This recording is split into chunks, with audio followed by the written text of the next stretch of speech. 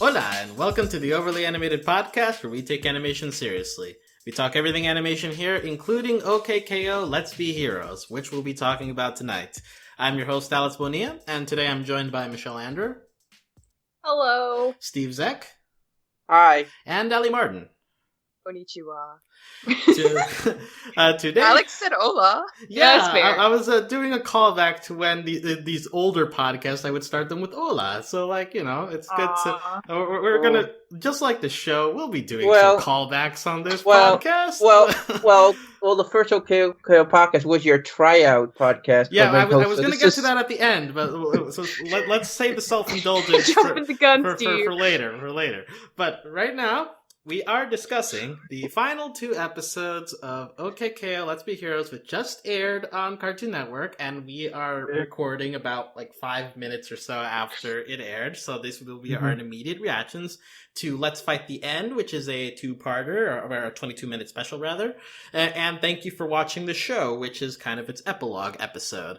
So there was a whole lot of stuff here, and we will try to get to as much of the big stuff as we can, although probably there's a lot of stuff that we won't touch upon, but that's the way the cookie crumbles. But let's begin with general immediate reactions to how you feel about the end of KO and how these 2 episodes played out. Michelle, we'll go to you first. How are you feeling right now? It feels sad. I mean, don't we all feel sad? Yes. I mean, I thought that the most, emotional it could get was at the end of the second to last episode, when, KO finally realizes that TKO has been, a part of him all along, and that it was crazy that he just gave them a cage and a house, which I've been saying from the beginning, so I'm really glad the show's no, that was messed up. You were vindicated. Good job. Yeah, I was very vindicated. TKO always deserved more. But then, the epilogue episode, when we're going through everyone's futures, and it's Enid's going off to which college, and Rad's leaving, and everyone's you get to see what happens to them. It's just somehow it got even more emotional there, just recapping what everyone's doing, and they got me. So good job, show. I cried again. It's weird. It gave me a very similar feeling to really good episodes of Steven. That's just intense emotional sincerity, which KO's definitely done before as a show, but I feel they really ramped it up for this last batch. But definitely well done. Yeah, there's just so much to talk about, but those are my immediate emotions and thoughts. Okay. Ali, we'll go to you next. How are you holding up? So I'm sad and mad, as I like to say, smad, because we all know this show should have gone on for longer. I'm sure, our listeners probably are on Twitter. They've seen Ian talk about it. I'm still pissed that it ended the way it did, but with what the crew had to work with, I think they did a really good job keeping everything compact with the story and also very satisfying to the fans, especially in the last episode. I also, I agree with Michelle, what she was saying about, at the end of the second to last episode with TKO and KO, kind of merging together. That alone was sort of emotional, and with the song from Carol, it was I thought that would be the peak until the epilogue, and I really liked how meta they got with it. I'm sure we're gonna get into it, but how it was time flies by too fast, and this show went by too fast, and I appreciate that they kind of intertwined actual life with the cartoon, and I really like that Mr. Gar and Carol got married. I've been shipping them for so long. Yeah. And also I don't remember the Nick and John. Oh yeah! Oh, they got married! Oh, wait, that's still my thunder. I want to talk about that. That cracks initial impressions, alright. Yes. We have gay lesbian solidarity now. Yeah. We have a lot of gay and lesbian solidarity. It's kind of remarkable. Yeah. Yeah, we will definitely talk about all the different relationships touched by that last episode. Oh, yeah. But, Steve, your general thoughts on these finale ups? I can agree with everyone. It's really bittersweet to have this end now. I'm not ready for it to end, but at least the first half of this of the last episode, I think we got hints of what we would have had if there was another season. Yeah, I don't know what to say. I guess so much stuff here. But if I can say, I called it. I told you, Nick and Jeff was like were a couple. I told Ian you guys said that on Twitter. You can't claim credit for that. It's not your thing. It's the creators. Well, maybe not you guys. But I've been arguing with people online about that when that episode first aired their debut. People I had debate all on forums and stuff. Well, okay. Yeah. The part KO and TKO finally merged. I mean, KO kind of realized though he was kind of being a edit. Yeah. Really? Yes. Really? I'm trying not to curse. Is that a really? bad guy? He was not such a good guy. Yeah, just call him a butt face, Steve. That's what I do. Yeah, I have butt face. Oh yeah. I don't know what I'm gonna say. So much stuff going on.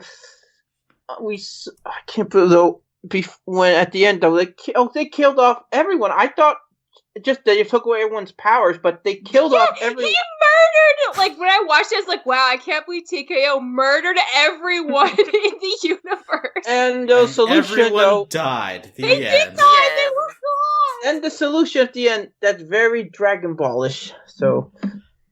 And I'll call maybe the epilogue episode also reminds you a little bit of Dragon Balls too, because if you follow that series, they have time skip after time skip after time skip.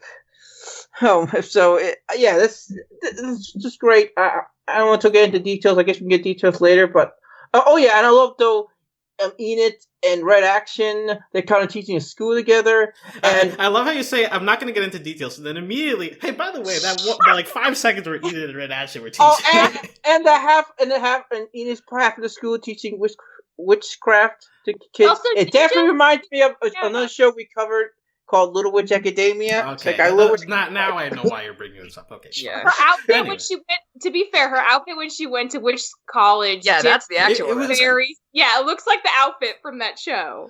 Yeah, which Enid throughout the show has always been like, I wish we could see more of her, but anyways, my general thoughts on this.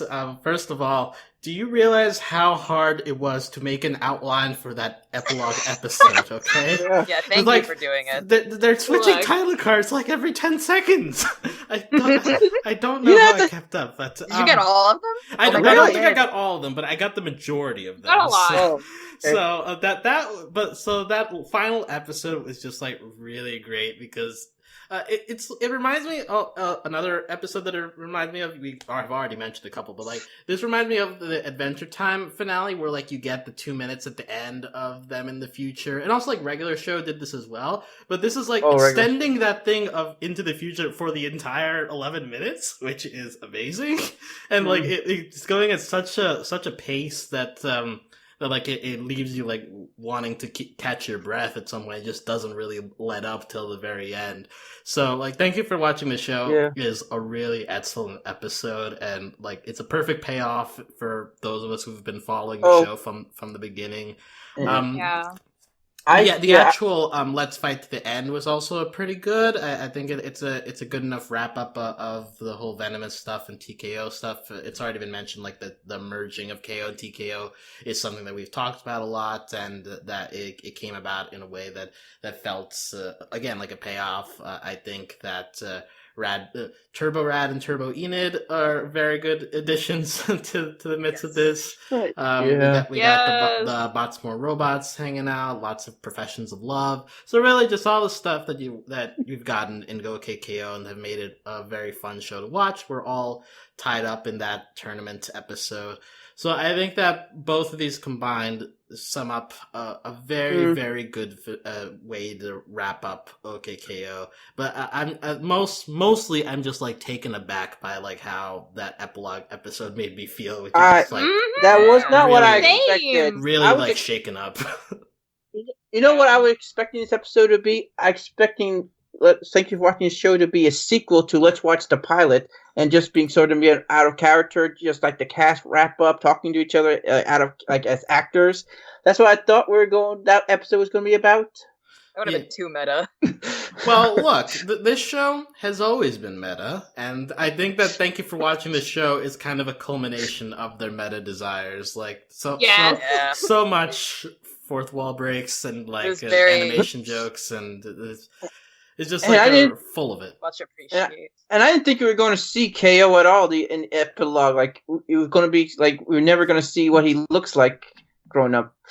Yeah, I love that he's just the new Mr. Gar. That's so perfect for him. Yeah. And he gets to be the boss of a new Enid and Rad team. Yeah, literally. Yeah! Who are they? They look like they're children. I believe in the credits they're literally credited as tall teen and small teen. So. Well, that's hilarious. Okay, that's good. But yeah, so there is a lot of things we could go to first. I mean, let Michelle, like, of these episodes, what part made you react the hardest, or like paid you the most? I mean, I'm gonna say it's a Michelle thing, though. I mean, I'm gonna say it's when Boxman was in the cabin and he gets the knock on the door. Of course. And Venomous is there with the "I'm sorry, Kay, I lost my mind." It has a heart on it. Yeah, yes. And then Boxman just shakes his head and he's like, "Here we go again." He's like, and then later he has a ring on his hand. Wait, does he? I missed that. While he's getting a haircut, he has an engagement ring on. Proud of him, because like I was prepared to be okay with the breakup being official, because I'm like, you know what, like Boxman like respects himself enough to walk away from a bad situation, but for Venomous to like wise up in the future and come back as a old evil man, like, yes, please give me their happily ever after over that. Like, any day, like, the fact that they get to be together as Endgame and be happy is, like, the best present in the world. So that was my strongest reaction. Besides all the other emotional stuff, obviously. Like, I didn't cry at that, but I screamed my head off, for sure. I thought of you when that happened. Oh my gosh. It seems like a very good delayed birthday present. And that episode is titled Let's Be Forgiven. So, you know, like, let's be heroes. So.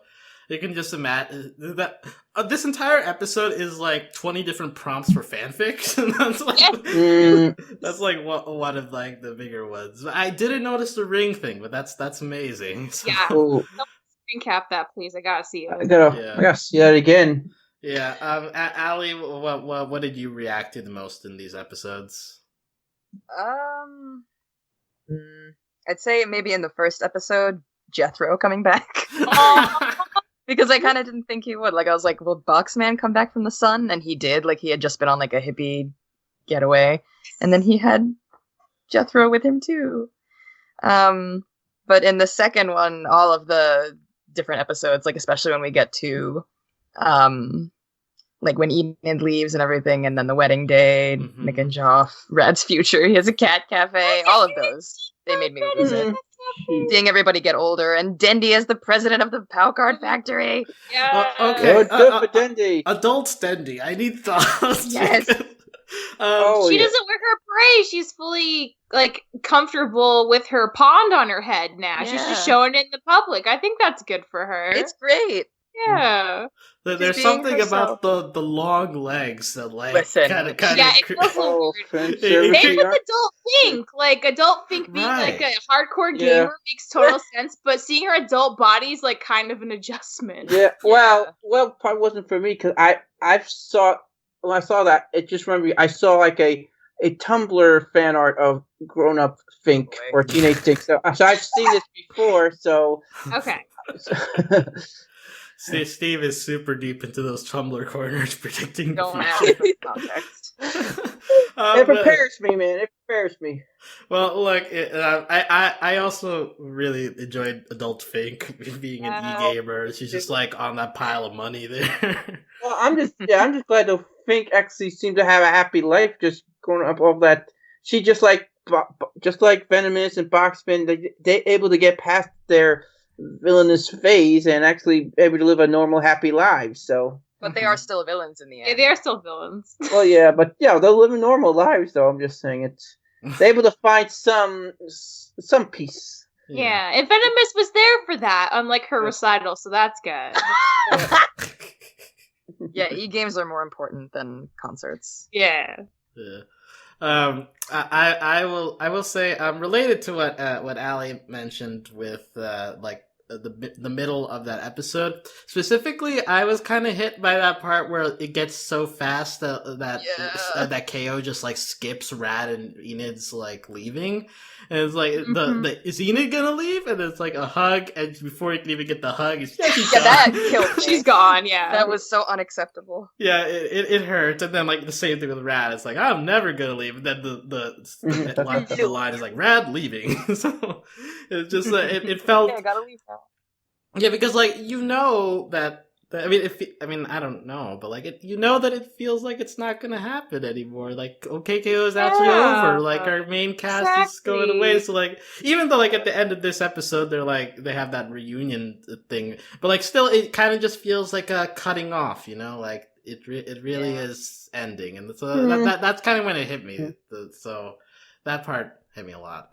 Well, Steve, do you have a moment in particular that moved you during this? Well, you guys said all the good stuff. I guess I just love the Boxmore children epilogues. They got their little moment, especially the Shannon show when Raymond is the drummer, and they had the what's his name as a guest? Joe Cuppa. Joe It's returning from the depths of early season 1. Yeah. Yes. Yeah, that was funny. That's show his mouth again. And the whole thing of the whole audience full of Shannons, how they kind of what happened. It reminds me of the Apollo Theater. If you perform at the Apollo and you don't do a good job, the audience will rip you to shreds. So, is a theater full of Shannons your dream for a performance, Steve? Well, human form Shannon though, because you want human Shannon specifically? Okay. Yeah. Speaking of AUs, we do briefly get a look at the crew as animals and also the robots as animals. So the hamster! It's so funny. It's just like I'm a hamster, and he's like a hamster ball. It's just so random. I love it. Yeah. Of course, we needed to call back that episode because it's so integral to the lore of KO. When Rad and Enid went to hug TKO, Rad turned into a cat for 5 seconds. Oh yeah. They don't want us to forget that episode, even though as hard as we try. Canon forever. That still kind of horrifies me. That they'll always be were animals forever. Yeah. That's why he has a cat cafe. He has to blend in. No wonder cats love him. Yeah. Deep down, he's a cat. Whoa. Yeah. We'll dig into other stuff. Thank you for watching the show a little bit later, but I guess we should talk about the actual finale, which is this tournament situation. Let's hear where do we begin with this? Because I don't really want to do it beat by beat, but just trying to pick out the biggest things. I suppose one of the early big things is that Turbo Enid and Turbo Rad show up. That's a pretty big deal. Yeah. What did you guys think of them? What did I you really think? liked it. I thought it was going to be done in a not toxic way, but I thought they were going to become Turbo willingly and not with somebody's help. So I liked that. Yeah. I thought somehow TKO or Venomous would manipulate them, but I'm glad Fink was the one to help them. Mm-hmm. Yeah. I think Fink's the only one who knows how to control her turbo form, so that kind of makes sense that Rad and Enid maybe could able to actually do that without having to have this conflict being taken over happened for KO and Venomous. And I'll say that moment where Fink pulls them out of the ring and is talking to them in the sewer, and she has a tear in her eye as she's talking about she took away my boss, and but the reason that works is because we had that whole episode before of seeing Fink struggle with the whole Venomous shadowy thing. So that little moment felt pretty powerful, even though it was very quick. But at least to me, I was I'm sad. But I feel it because of what we saw before. So that helped a lot. and with Trad and Teenid, which is their I love titles it. given It's there. terrible, but it's funny.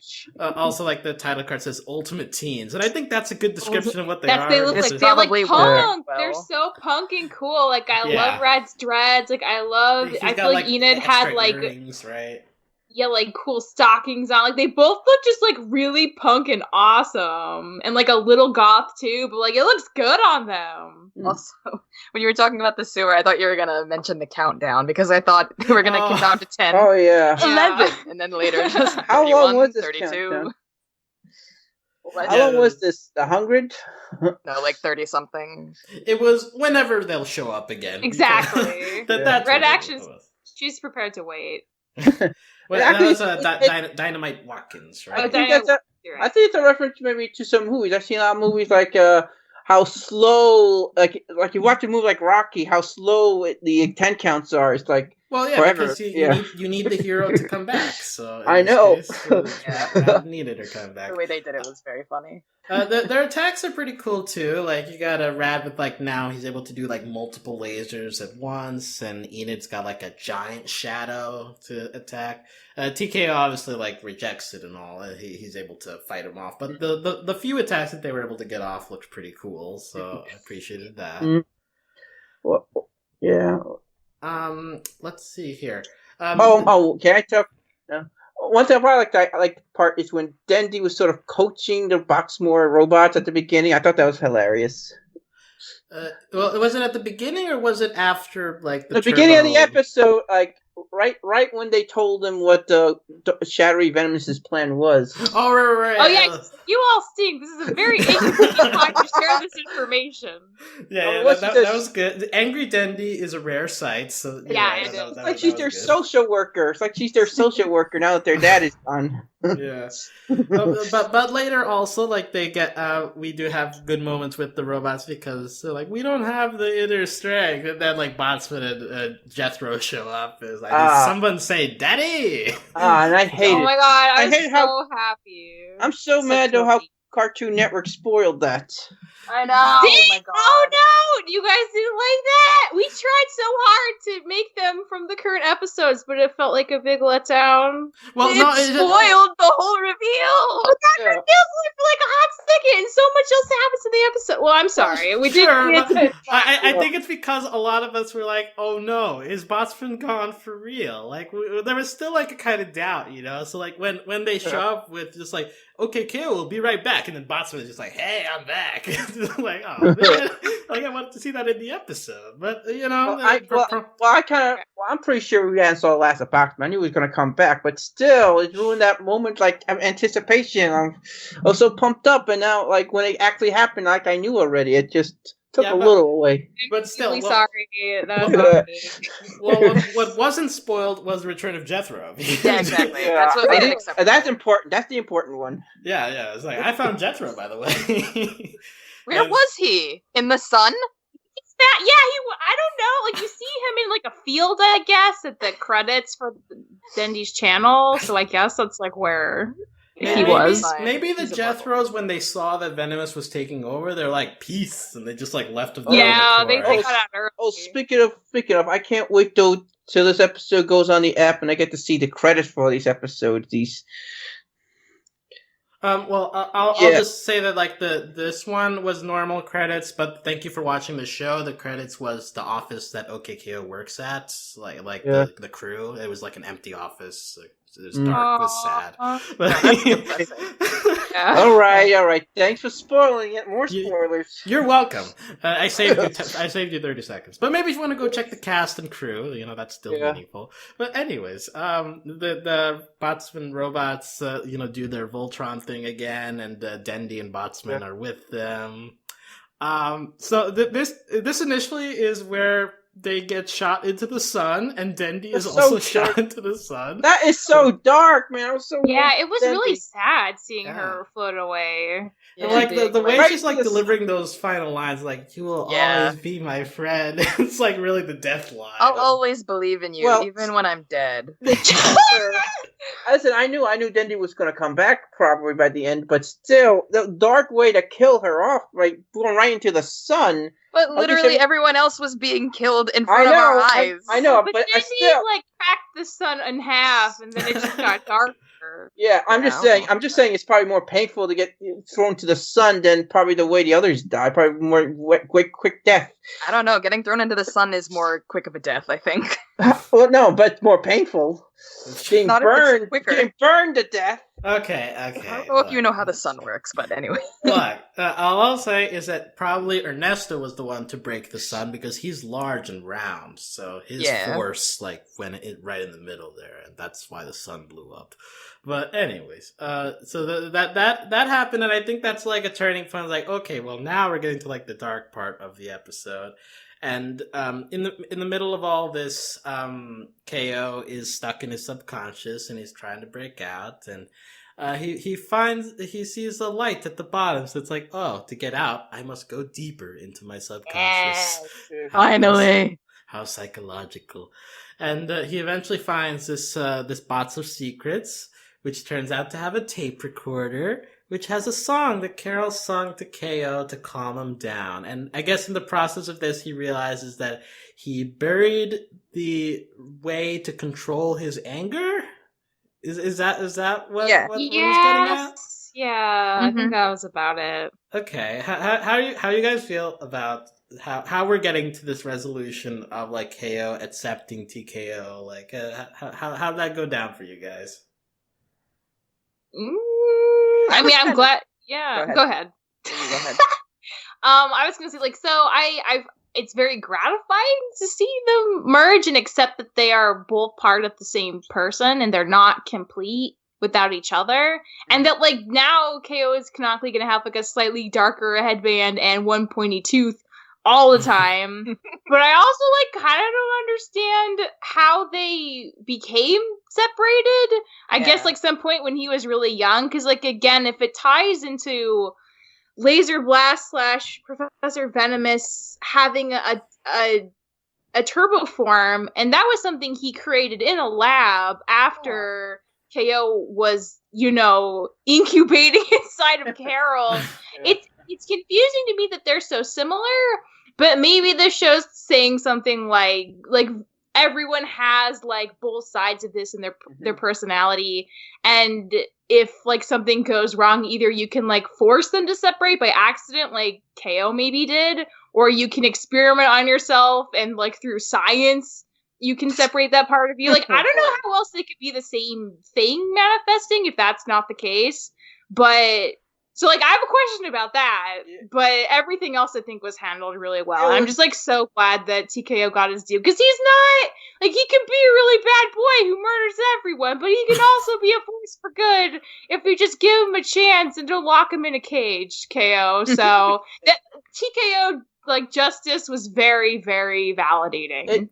I think what you're getting, it's kind of inconsistent the way it works for KO and the way it worked for Venomous. It's because Venomous' solution was to be separated from his turbo thing, because we saw like some shadowy blob like felt. Yeah, he like pops it out or something. Yeah. So just with a punch. Yeah. But with a TKO punch, so sure, fine. It's special. I was just confused that he didn't like when they merged KO and TKO. I thought they were going to become PKO, and that's who he really is, because that's what happened before. I was really, honestly, kind of let down by that, and I'm also confused because I thought TKO was directly like created from Venomous experimenting on KO or like unleashing it, but he wasn't. That's what confuses me. Yeah. Mm-hmm. It's a little. I got a little lost there, but I appreciated that they like got together. Just I would have rather seen PKO be like his final form. It reminds me of the whole Naruto Ninetales thing. It's just very similar to that. Similar to kind of. It's very anime. Finally have someone who understands Steve's anime references on the podcast to rebut these things. Yeah. Also the best reminds me of is the Ichigo and Hollow Ichigo in Bleach. That's a better comparison. Yeah.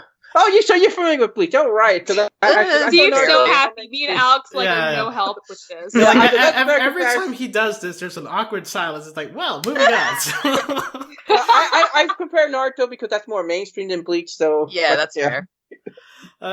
You guys need two weebs on the podcast to make any sense. Yeah. And it would have been nice to have another weeb for this very anime-influenced series, but, it worked how it worked. But Two is a good number. Yeah. You have KO and TKO. That's 2 into. Yeah. Now they're just 1. Yeah. And about the merge, am I thinking like Kiss, like little shipping? What? Wait, shipping who, Steve? KO and TKO? Just. Okay, Steve, you need to answer me this. This is the last podcast we have. So I have to why every time do you come up with the crazy statement? I am legitimately not over the thing about how you thought Fink could be the biological child of Venomous. Oh, Lord. Why? How do you come up with this? First of all, I never...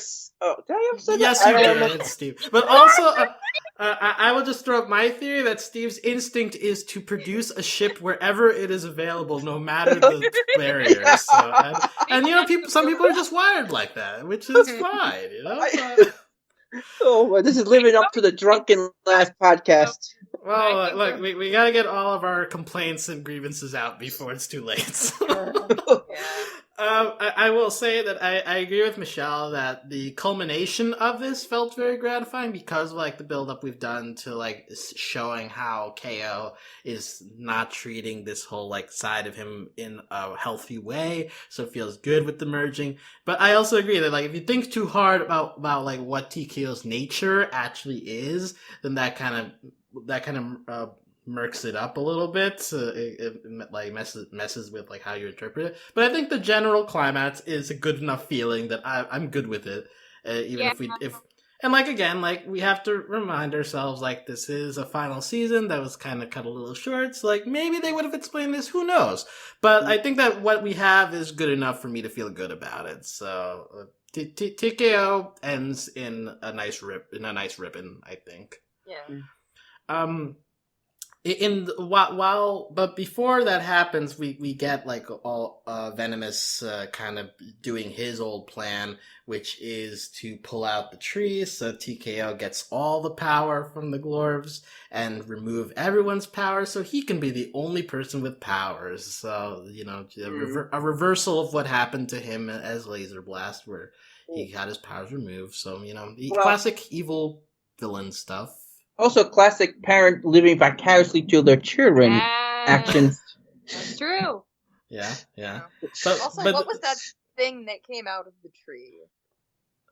The antenna thing? I have no idea. I think Venomous put it there, or Shadowy Venomous rather. Yeah, just some kind of, I guess, Glorb energy sucker thing. I forgot if we had seen it before, but I don't think we had, no. But series got canceled. Yeah, but TKO talks back, and Venomous is like, no, I'm gonna control you, and then TKO's like, nah, fam, and just sucks his power out. And we get this beautiful moment where Fink steps in front of Venomous, is like, no, I'm your henchman for life, and then TKO shoots both of them, and they both die. Yeah. And then they die at the end. So Fink and Venomous, a beautiful assistant boss relationship to the end. Good. They died. Well, at least they died together. Yeah. Guys doing what they love. You go weird villain family. Yeah. So we have all this. KO ends up. Well, TKO kills everybody, including his family and his friends. Yeah. There's that moment where they try to do it with love, and they jump in and hug him and tell him how much KO has helped them, which is also felt good because again it's kind of reminding us of all the character development that's happened. I'm glad that didn't work though, because the problem wasn't that, because they're always directing all those comments to KO. It's TKO that needs to know that someone cares about him. So I'm really glad that the culmination wasn't them being like, oh, KO, fight your way back and put TKO back in his cage. It's like, no, he has to realize that and accept TKO for who he is, and who he is isn't wrong. And that's like so much better in my opinion. So I really like that that's how it ended. I love the part though when Enid kind of showed you, let me show you who I really am or confront my past self. And we saw young Enid for like a split second. So adorable. Yeah, like how we saw Rad Cat. Rad Cat. Enid got also, Mr. Gar said he loves him like a father. Yes. Yeah. I love the awkward stepdad vibe. It's so good. Yeah. And that's one thing. By the end of the series, Mr. Gar and Bachman both sort of stepdads by the end. So it. Yes. Yeah, they are, and they're both like kind of better than Venomous is as a dad. Yeah. Which is really interesting. It's funny. Yeah. Eventually, like KO breaks out and sees that he destroyed everything, but then the president of the universe shows up because why not? It's like you get one wish. No, there's a reason. The whole contest. What was it? The winners of the contest of the Plaza tournament. Yeah, they get to meet the president of the universe. That's which I thought was going to be the Corn guy who we saw later. So is he God? Yes, God. Corn is God in this universe. So was the plan? So did Shadow Venomous know that the winner of the tournament got like a wish? Was that his plan? Was to gain the wish and wish for the destruction of the universe? Or I think so. Or to like give TKO even more power. Yeah, but he's such a mad rush to. He didn't let the tournament conclude. He just went to his plan already. So I'm not sure what Venomous was trying to do. Yeah, see, it seems like bad really planning on his part, but yeah, I just think he just got impatient towards the end. He just, yeah. I will be the most powerful villain in the world. Yep, just like really, really digging into that. The shots of Venomous while he's like in his evil mode are pretty good though, with like kind of camera from below, so you like see his chin, So KO wishes for everyone to live their best lives, and so, which is beautiful. Yeah, everybody pops back up in the plaza, safe and sound. Botsman and their family are together. Venomous and Fink have their own planet to dominate. Anyone else live on that planet? Are people living on that planet? Yeah. That's what we only saw buildings, so it's a good question. Did they just kill everybody? It's probably if I was. Maybe their planet is just full of clones. So like the slime people. Yeah. Oh yeah. Could be them. Good substitutes. Yeah. It could just be robots make to look like people. So. Yeah. We also get this explanation from the president about what glorbs are, which I really wasn't asking myself, but I was like, "Oh, that's interesting." It never occurred to me to wonder about why powers exist. Are you serious? I've been wondering for forever. Well, good. They didn't rally them. I just assumed Allie, how did you feel about this explanation that glorbs are fun? Even more confused than before. Yeah. Oh no! Me too. I just thought glorbs were just like power. Yeah, me too. For me, that was enough. Well, it was like it's a Dragon Ball, right? Oh. I guess. But wait, don't Dragon Balls. I've never seen the show, but don't Dragon Balls get wishes? I thought if you collected all the balls, you got wish. When you collect all the balls, a magic dragon appears, and the dragon grants you your wish. Oh my god! So in this, the dragon is the president of the universe. Yes. Yeah. And originally, they grant you one wish, and then as the series went on, we got other type of Dragon Balls. You got maybe three wishes. Okay. This is not a Dragon Ball. Okay, that's a Dragon Ball. But, so they're cheap, basically. I thought it was just a power-up source, but they're fun. How are they fun? What are they fun for? Because they make you cartoony so you can stretch and stuff. I just thought the glorbs were sort of like the rings in Sonic. Well, yeah, but so they're made to make life fun because apparently you need powers to have fun. Sure. I mean, yeah, that's pretty accurate. Yeah, I mean, well, my life is boring. What power would you have, Allie, if you were in the OKKO world? Oh God, shapeshift, because that sounds like fun. Yeah, that's the easy one. What about you guys? Now you guys have to say what power you would have. Mm-hmm.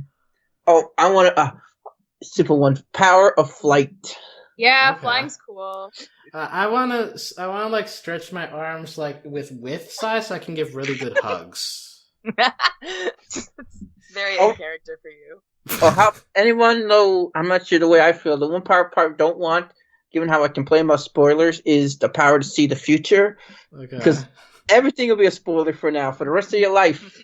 You'd be Garnet, yeah. Michelle, what power would you have?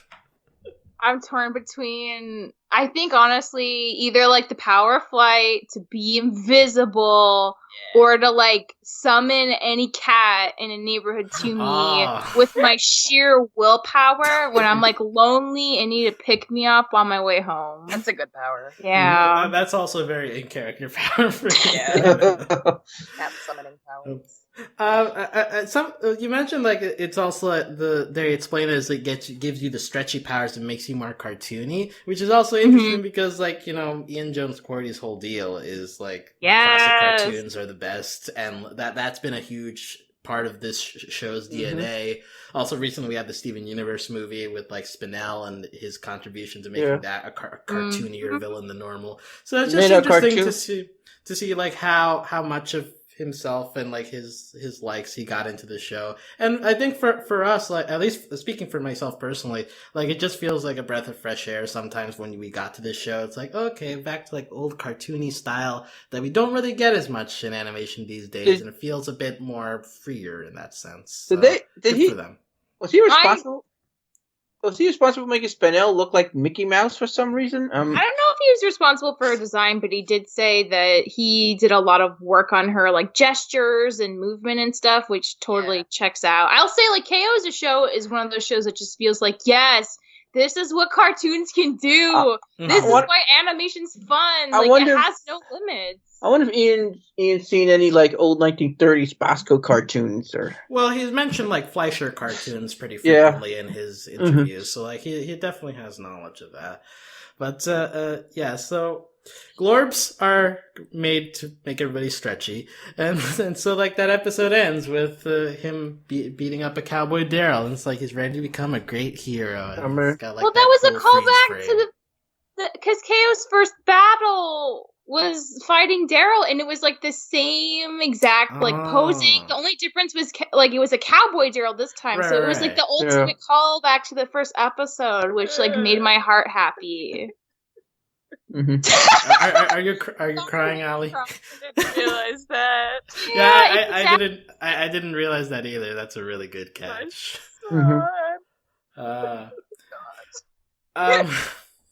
Is there anything else? Well, I guess we didn't really talk about the first like 5 minutes of this episode is just like the tournament itself, which I will say like kind of like if we picked a weakest part of the episode, it would be that. But I think like they did good enough with the fighting. I don't know how you guys felt about like this whole like fighting framing stuff. It was entertaining. I like the dog versus the eyeball. Dog versus eyeball is pretty good. TKO gets to fight the broccoli and purge. It's just wait. Just me though. The eyeball. Just me. It looked like it's just like part of White Diamond. Sure. It reminded me of who knows. Garnet was briefly in the last episode, so maybe White Diamond could be in this universe. Who wins, White Diamond or President of the Universe? No, the real question is who wins, White Diamond or Crinkly Wrinkly? Like, really? Why wasn't Crinkly Wrinkly fighting in the tournament? He knows his limits. I don't know. Oh, he could be everywhere. Well, he's like the Master Roshi. He still fights in these tournaments, even though he doesn't have a chance. So. One big thing from this opening, though, like in the middle, there's a montage of battles, and they're playing the full OKKO theme, which was released, I think, like yesterday or 2 days ago or something. Yeah, but like I will say it's a really, really great song. Like it was finally hearing it in full. Maybe it's because of that we've been hearing just like the snippet of the intro for so long. It's like finally hearing a full version feels great. But like it's a good song. So I've got like an instrumental like half full version, and I have had it on loop for like months. So it's great to hear the version. And I tell you, before I saw the episode, I just had that song stuck in my head. Just ready, okay, KO. I was showering, thinking about that John. Okay, the extended version. I'm pumped up for it. and they I'm played glad the they had song. it during the tournament instead of like the end montage. Yeah, it wouldn't have fit the sincerity of the send off because it's really peppy. Yeah. It's sad. We can begin talking about the send-off, which is, I feel like KO has done this thing of, I hope things stay like this forever. I feel like that's been a thing with KO, that he likes status quo. I don't know if KO feels that way. I feel like KO is always wanting to learn and change, maybe except for this episode. Okay. But he did say he was like, I want to keep mopping the floor my whole life till I'm dead. He didn't actually say that, but, What a noble desire to have in life. Well, Enid does have that line during the tournament. She's like, "When has KO ever gotten tired of mopping the floor?" They're like, "Oh no." Yeah, that was a pretty good line. So then, robots begin showing up, and he notices that time is slipping, because first it's Cowboy Daryl and Shannon, then it's Raymond and Mikhail, and then it's Ernesto. And then it's Death Row. Yeah, First I thought maybe this was a callback to past episode one. This is all future would-be episodes. Yeah, that was what I thought. I thought they were being really meta and being like, here are the episodes we didn't get to show you. Yeah. Right, but I think as the episode goes on, it gets even more and more ridiculous too. Some of them I don't think we would have gotten to, but maybe we would have gotten to Biomech, Venomous, and Fink. Yes, they look awesome. Maybe we wouldn't have gotten another Garnet and Captain Planet crossover though. Exactly. Yeah. You know what I think about when I saw the epilogue, saw the graduation. It's talking about just a few episodes ago. You're a good friend, KO. We saw how now in the future, Dendi and the rest of the class actually became friends and actually get along instead of when they were so mean to her just a few episodes ago. So nice to see that.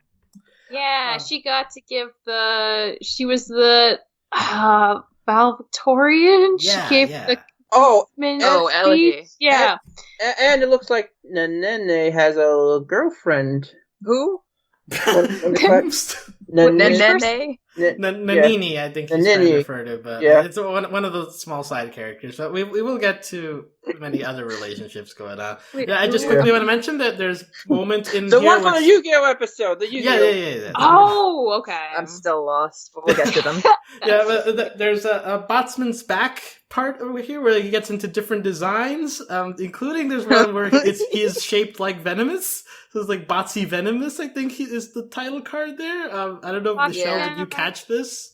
No, I didn't catch it, but that sounds about right. Okay, I was a little upset when Boxman got his buff form when he did that seemed like a Dragon Ball thing when they had the fire coming out of them. But he had two normal arms, and I'm like, excuse you, Boxman, you can't just ditch your chicken arm. It's a part of your charm. You can't just get rid of that. Why didn't they go into that? It was the end. I want to know the backstory of Boxman and how he got his chicken arm and how he turned evil. I still want that, but oh well. Maybe someone asked it on the Reddit AMA. They did, and he said later, and it wasn't even addressed. He said later? It was coming soon or something. It'll be addressed. The chicken arm?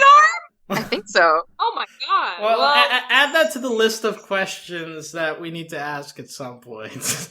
Among many that are remaining. Well, I got many questions about Bachner. I want to see what his upbringing was. I want to meet his parents. I have so many questions. Why is it boxes? I mean, who knows? I still have a headcanon though that his parents were really messed him up. That they gave him very low self-esteem. That they thought he was a loser. So I thought you were gonna be accident, and half his head got blown off, and his arm got blown off. So he reconstructed the cyborg part of him. What if his mom was just a chicken? Or maybe or maybe his mom was a chicken. That would be out there. And but then we have to think about the mechanics of a chicken. And, then never mind. I still want to know the connection between Boxman and Mr. Guard. There has to be some connection there that they always so linked together. Yeah. Well, after this, we get the whole Enid and Rad stuff, which we already talked about, of them leaving. Then we get the weddings. So that we can talk about. Yay! The weddings. So KO immediately jumps to I think he's asking Carol for advice. Why is time moving so fast? And it just jumps to Carol, Mr. Gart's wedding. I'm getting married. So that's the culmination of that. And I was And then something more beautiful happened after. I kind of screamed when I was like, they're getting married. And then it because to... as Carol and Mr. Gar are kissing, it switches to Nick and Joff kissing. Yes, and I'm like, vindication! Yeah, I screamed. And then Colward and the rabbit get married? Like, how old are they supposed to be? They look like babies. That could be, like, how far in time did they do that joke? I think they did a joke when, right in Enid's, like, second date episode, like, when, Cupid came and said, and David made a cameo and says, we want to take it slow. Yeah, they've been together throughout the series, so, like, good for them, I guess. Yeah, I wasn't even sure, though. I thought the rabbit was a boy. Is the rabbit a boy or a girl? Is it? I don't know. But, the rabbit is married to something it eats. That alone is kind of... Oh my god, that's true! Oh no. Well, it's not a carrot. At least it's not a carrot. Yeah, that would have been way worse. There's this moment where, like, KO is walking in, like, empty streets and there's posters of all the episodes, which I found really cool. Yeah. Like, there's, like, the I Am Dendy poster front and center. I think there's the KO, Rad, and Enid one that, like, showed up pretty prominently. House. Yeah. But, like, it's just, like, the walls were, like, splattered with, like, all the episode titles. So, like, I imagine that must have been pretty fun to make. And I'd love to get, like, screenshots of that just to, like, go through, like, every, like, see if, like, all the episodes that I can remember are there or not. Mm-hmm. But, that he wanders into the bodega. This is Crinkly Wrinkly's, appearance because he's the usher in this, like, dream theater. I like to think that he owns the dream theater. Maybe that's his new calling. Can I get you some popcorn? I think special safe.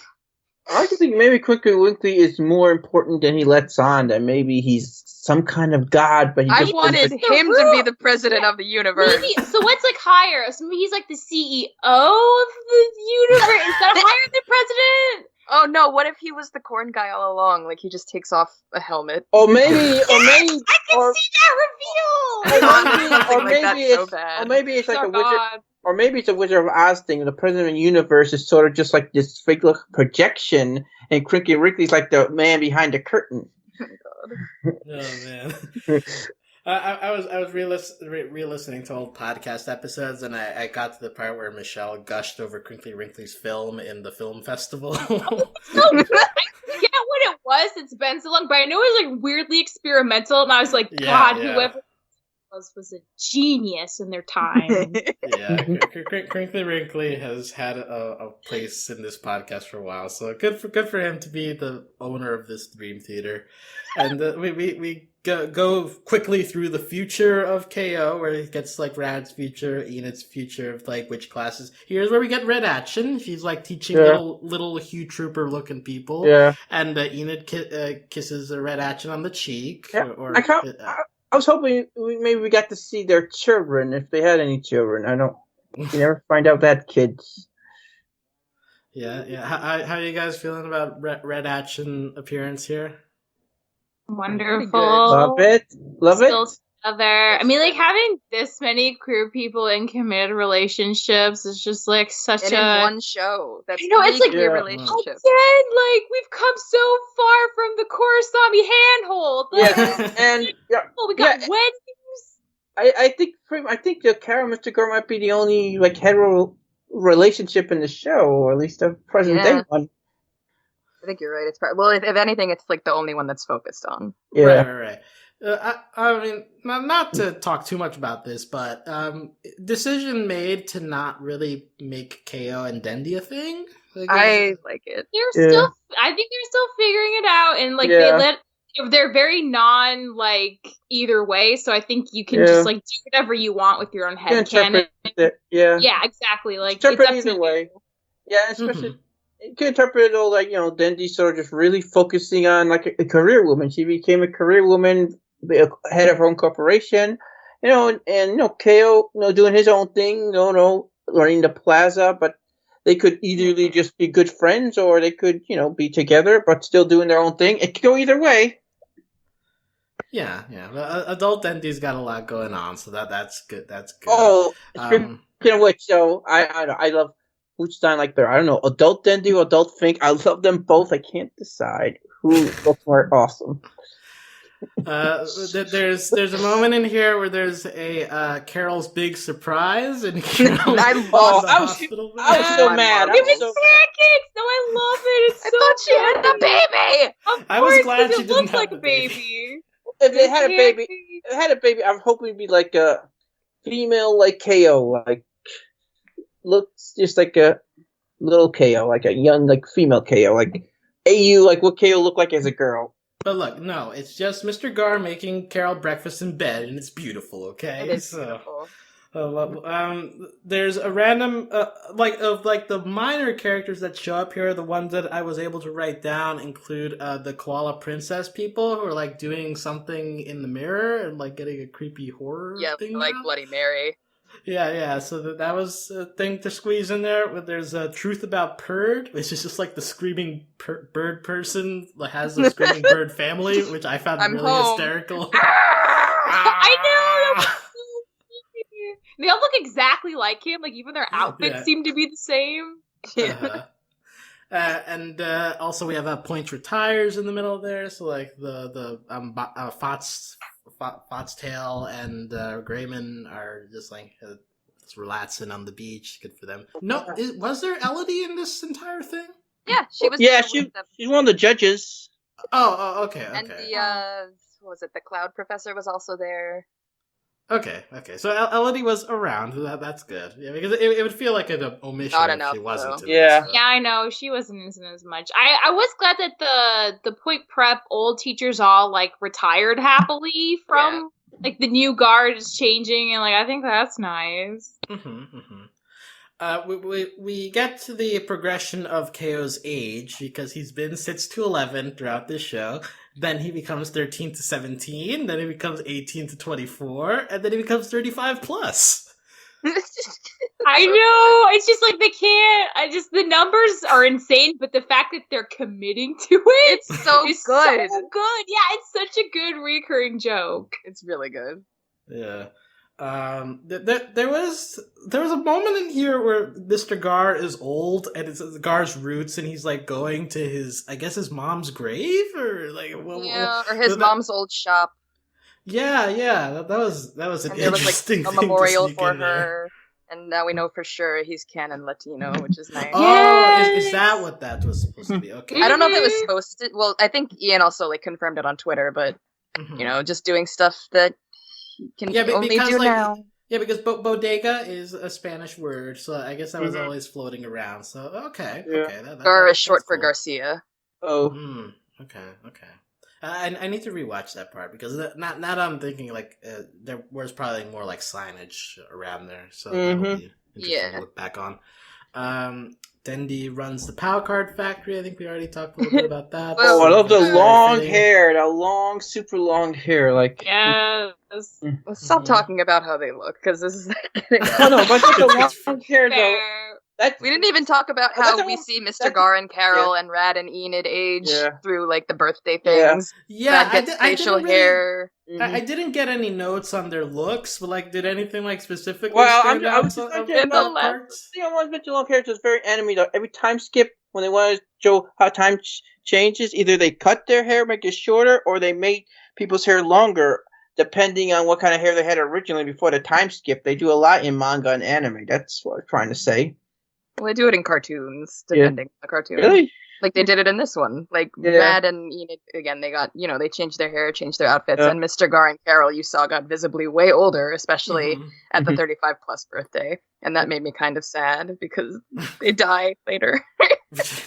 Well, eventually... Everyone dies. Well, no one has... They do all die. I still can't. This is... Okay, after the whole, they're actually were-animals, this is the second most uncomfortable realization. Canonically, they did die for real, all of them. Yeah. Well, no one's immortal, so people eventually gotta... Everybody dies eventually. I love that you have a very practical response. I mean, that is true. No one lives forever. Yeah. Is there anything else from this episode that I haven't talked about that you guys wanted to talk about? Oh, the Shannon show? Do you talk about Shannon show? We talked about Joe Cuppa. Okay, so Yeah. We talked about Joe Cuppa, grounds for divorce. Raymond was playing the drums on her show? Yeah. He didn't strike me as the musical type during this show, but I guess I can see it. Especially a drum player. Mm-hmm. Michelle, anything else you want to touch on here? I guess like there's just so many ways this could have ended, and I feel like this is literally like the hardest and most sincerely and most ambitiously they could have, like within the span of time and minutes they had to really like push it as deeply as they could. And I feel like the ending itself kind of propels it into a level where everyone's always going to look back at this show now with like so much deep-seated like, I wish we had more, and it was so good, the prime of its life cut down at an early age. Like the send-off is so strong that it colors the entire rest of the show. And I do think like KO is always a good show, but I do think it consistently got better with each season. But I think like now people are always like gonna look back at it being like the most beautiful, amazing thing. And I think that's a very smart thing to do, especially if you're a little salty about how things turned out. This really gives like a very strong like opinion of the show's quality, because it's just like the last part of it. And it's so emotional. Like you can't not have like a lot of emotions about it, you know what I mean? So I think it was very smart of them to just like pour everything into it with the time they really had left, and it leaves an impact on viewers. Ending on a high note for sure. I got a hot take. It was not the greatest finale, but it was definitely the most satisfying finale I've ever seen in my life, at least in animation, probably in a long, long time. Okay, and I think there's actually an argument to be made for that, because as Michelle also echoed, right? Like it ends on such a high note, and after such a strong season. Like I think most of us are in agreement that season 3 is probably the strongest of the show. Like, would anybody disagree with that? I don't know. Maybe I think also maybe it has to do with the fact though it was cut in half, so we had less fillerish stuff. So that kind of helps. I mean, more self-contained. It does different things, right? Like the quote unquote filler, it gives you more it gives you a deeper look into more maybe side characters and funny, silly things. And the plot stuff gives you like the world building and the stakes. But I feel like you need a balance of both for each to matter more, because if everything's super serious, that kind of loses its impact. And if everything's really light, that kind of loses its impact too. So I feel like you really need both. And I think somehow they managed to keep even the really plot stuff super funny.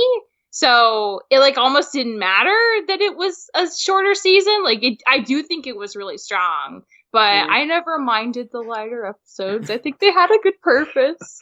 No, for sure. And I was re-listening to again, like I'll mention, like I was re-listening to older podcasts, and I noticed that like in the early seasons, like every time that I started a podcast episode, I'd be like, "Are you guys okay with the fact that like there's not that much plot in this show, and we're like kind of just dealing with these side characters?" And like at some point, like I got tired of listening to myself ask that question.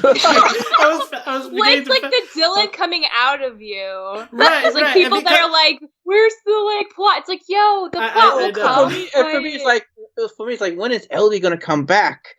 Like, I fast forwarded through those observations of yours as well, Steve. Don't worry. I will say, like, by the end of this, like, I totally agree with Michelle. Like, the blending that this show did of focusing on the characters, and like at the end there was enough of a foundation that like when you finally like dive into plot, like you can do in such little time like something that affects you emotionally. So I think that all in all it works out pretty well, and I agree that this is just a very funny show. So even the episodes that some would term as fillery, I think were pretty entertaining, especially through like seasons 2 and 3. Like those were consistently good episodes to watch.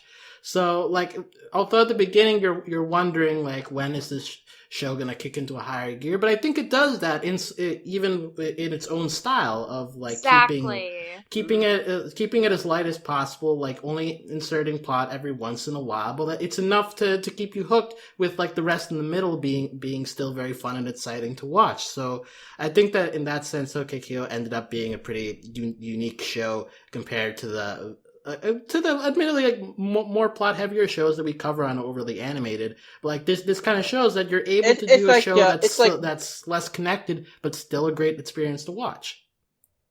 It's like that's a good point. And interesting. Yeah, sure. You go first. Okay. Before I lose this thought, because Alex made me think, like, so I agree. Like, I think part of the thing that makes KO such a standout is that it knows its strengths, and when it plays to those strengths and does an even better job, so say like more zany, more funny, better characterization, like good payoffs, high stakes, but like not sacrificing the lighter stuff. Like that's where it really shines the most, and I feel like that's what kept getting better and better each season. Like the characterization of people growing and changing got exponentially better. And like the like people like didn't always succeed and like had actual moral qualms, and that always got better. The jokes consistently stayed like super zany and cartoony, but that was like it's so good in this show in particular. I feel like that's like what I've appreciated a lot. Like the show knew what they were good at, and they just got better and better at those specific things that kind of keeps them apart from other shows. It's like, you know, because some shows are like, oh yeah, we're just gonna have like a more intense plot this season, or like our action's gonna be way smoother. And I feel like those can be very superficial things to try to make a show better. And KO like really knew where to shine, and it stuck to those strengths. And I feel like that's what's helped it feel even better every year that it's been on. Good point here. A point I wanted to make is, it's some parts are similar, but it's like a perfect like exact opposite of the other show we do, DuckTales. It's like in terms of animation, in terms of how structured, in terms of rules following, because KO, unlike like even DuckTales, even Steven Universe, it has no rules. It just does whatever it wants, like with like parallel universes, or just like that furry episode we complain about. It just in the first episode here, they even make a joke. It's like power levels. What do they matter anyway? Yeah, they didn't make any sense. Carla says. Oh yeah, I remember. Oh yeah, I remember. Season 1. That's such a big part of the season of KO. Want to get his power levels more up, and that's how he met Shadowy Figure in the first place. And then they just sort of forgot about it. So. Ali, do you have any parting thoughts? And you came to KO pretty recently, so like, you binged a lot of it. But like, how would you? What would you say if you wanted to recommend KO to someone in terms of like what kind of show it is? Oh, that's such a. The way I describe it is that it's like, it's so stupid, but it's very. Like, no, that's not how I describe it. My description is stupid. I can only think of like Western anime. Like it's like very My Hero Academia meets just like slice of life meets cartoon, like ultimate cartoony, crazy world. Like I really like it for not just like the meta jokes, but the characters in it, and like you and Michelle have said throughout, they really just know what they're about, and they do everything and it's very direct what they want to get across, and they do it very well in that sense. Like a lot of cartoons like this, I would say that like have this kind of theme or also genre kind of beat around the bush in what they're trying to not really accomplish, but like themes sort of, and how it ties into everything. But this doesn't shy away from anything ever, and I really appreciate that about it. I'm just very upset that it's over. I think with you guys covered it, but with what the crew, Ian, everybody had to work with, this was the best end that we could have gotten, and I'm satisfied with it. Yeah, and like I think it says so much for the show that like they pulled off so much and made you feel so deeply about these fictional characters that we feel like a little frustrated that there's not more. Like it's that good that we still wanted to keep going this much, and I feel like that's the ultimate testament to their abilities as a crew. I'm disappointed this show never got a comic tie-in. So. Like Steven Universe has a comic book series right now. DuckTales has a comic book series right now. what else? Adventure Time probably still Adventure does. Time, yeah. Yeah. And so is Adventure Times. Those shows have been going on for a long time. Well, KO it had a video game, but outside of that, it really didn't get much merchandising from Cartoon Network in terms of beyond. Now that it's over, we might get some more, but if fans are loud enough, maybe it could exist in comic form. I think that could be a possibility. Or an OKKO movie. Oh my god, could you imagine? It would be so amazing. That would be, as depressing as is the OKKO ending, it's not half of the president I felt the way Symbionic Titan ended. At least we get an ending here. So I don't understand that, but okay. Yeah, I think that we're all Titan? I think we're all in agreement that this was a pretty satisfying ending, is as bittersweet as it is to have OKKO finally be wrapped up. But it's been real fun to watch. It's been real fun to talk about. And now I will get a little bit self-indulgent because go for it. OKKO is special to me because in part it's the first podcast I ever hosted was the first 14 episodes of OKKO with just Steve. Whoa. He was my testing person. We just started off with you and Steve. They didn't ask me in the beginning. I was like, wow, okay, guys, I like this show too.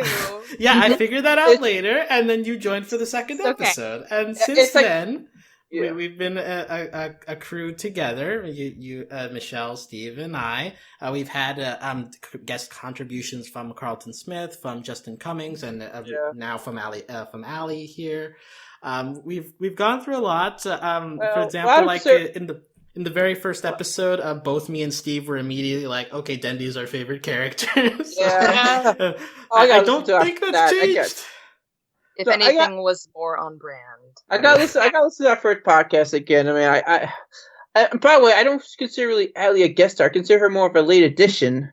Yes, I agree. Okay. Sure, why not? and if we do a retrospective, we gotta have Ali back if we ever do one.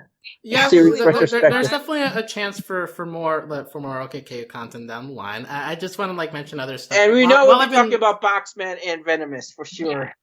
Let's give Alex his moment, though. Well, speaking of Botsman and Venomous, Michelle shows up on the second episode, and 5 minutes into her first appearance on an OKKO podcast, I go, while we're on the topic of gay ships, Botsman and Venomous, and Michelle's like, oh, so good! So know that Michelle has been on the ship from the very beginning as well. Michelle has been pushing it because Venomous' first interaction with Boxman is when he builds the Daryl gun and he has his shirt off and he's insanely muscular and it's twitching and sweaty and you just have this crazy zoom close up on Venomous just staring wide-eyed at this man. It's like, this has to mean something.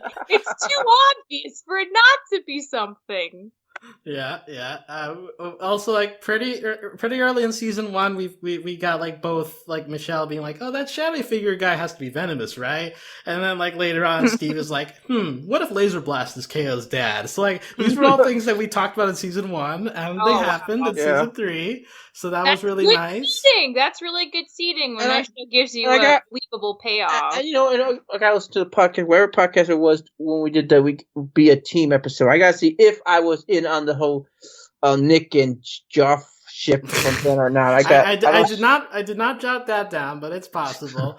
I wrote down a theory that I had on an early episode where I was wondering if Carol could turn evil. I still feel like that's a missed opportunity. I feel like we could have had a whole Carol as a villain arc. I didn't think about that. Well, because when she's still working for Point Prep, it was kind of Carol, what are you doing lying to your boyfriend? But you were close though. Yeah. Because the person you're talking on the line was sort of evil at the time on Foxtel, so it ended up being that Point itself was evil, and Carol herself was kind of out of it. So that was missed. So you're close. You were close. Yeah, we were close. And the last episode I listened to was the one at the end of one of the season finales. But it was Michelle freaking out about Botsman going into the sun the first time. Well, because he was really dead? And I was like, show. And Alex, I remember you're like, oh, what a bold move, getting rid of boxing. I'm like, Alex, how dare you? Like, Cowboy Carol can never replace Boxman. But the best part is that there was already a promo out of what happens in the next episode. We showed it to you live on the podcast, and you were freaking out there too. It's like, like just lots of Michelle screaming there. Yeah.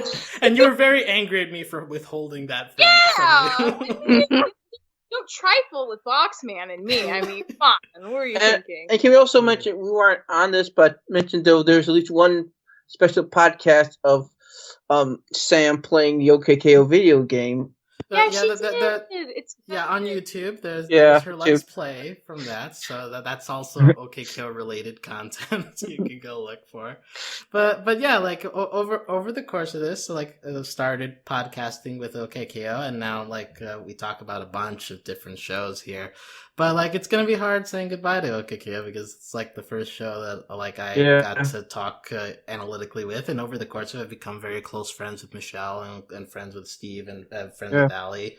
So like it's a lot has happened since the first OKKO episodes in my life. So it's been a lot, and I just want to thank anybody.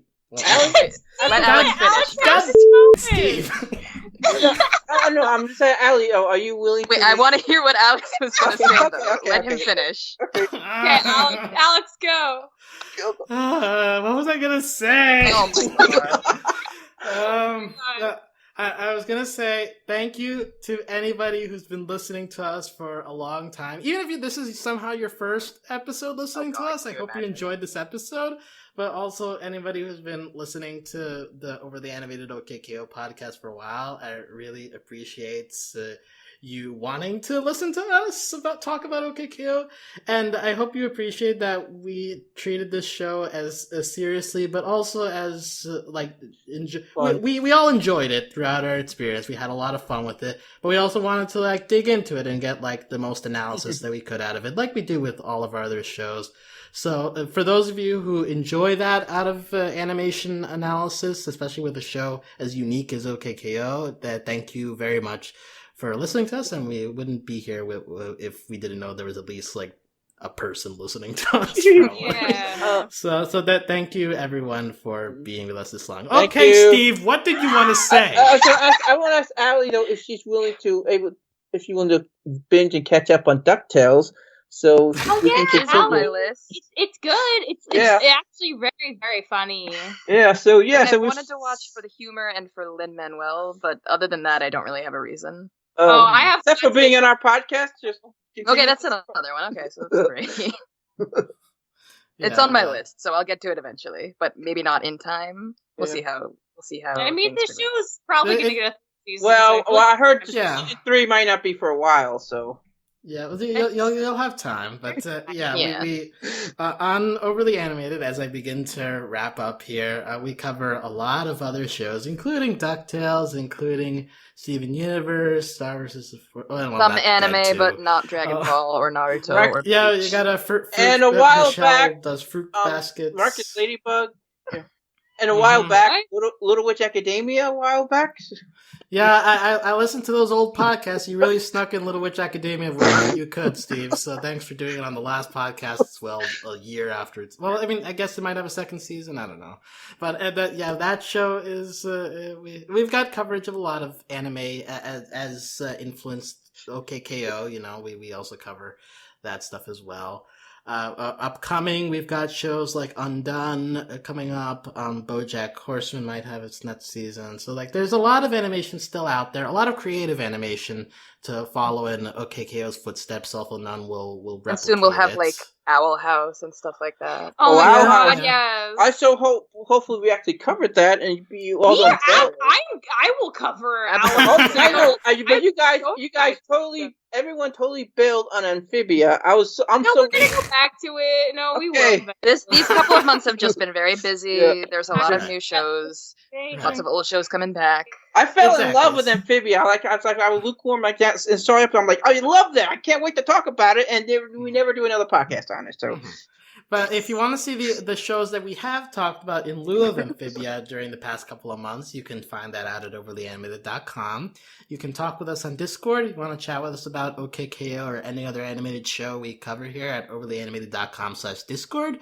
We do have an OKKO specific channel that will probably move to the completed shows section along with Adventure Time and Korra and those Star Verses, living out the graveyard there. But it'll be there. It'll still be there. You'll still be able to talk OKKO for as long as you want. Okay.